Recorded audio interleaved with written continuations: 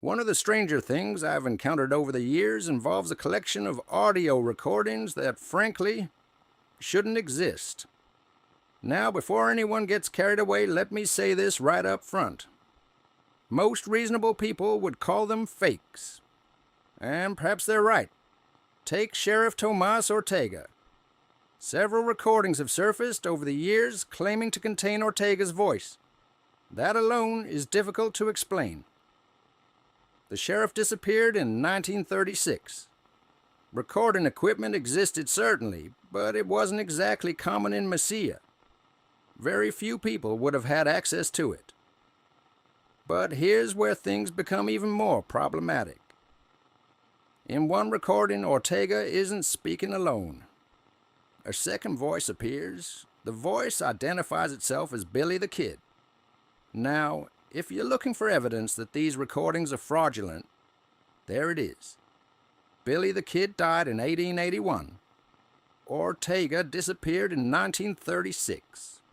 The two men should never have appeared on the same recording under any circumstance.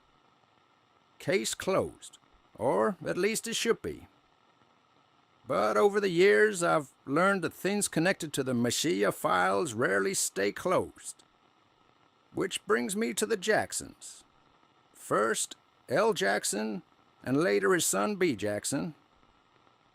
Most people remember them for their comic books and movies. What many don't know is that both men were deeply interested in the stories circulating through Mesilla long before they ever turned them into entertainment. They spent years listening to local legends, talking to ranchers, interviewing old-timers, collecting stories that most people ignored. And they were always experimenting. Recording equipment, film equipment, sound equipment, projection systems, new technologies, old technologies, anything that might help preserve a story.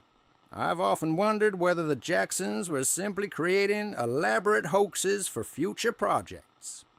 That would certainly explain a lot. But I've also wondered if they accidentally stumbled onto something they didn't fully understand. Something connected to the stories themselves. Something connected to the archive. Now, I'm not saying I believe Billy the Kid and Sheriff Ortega sat down for an interview. I'm not saying that at all. What I'm saying is that after 60 years of collecting reports, I've stopped dismissing things simply because they appear impossible. The impossible has a habit of showing up again, and again, and again. Eventually you start paying attention. This is Theodore Ray Mercer, end recording.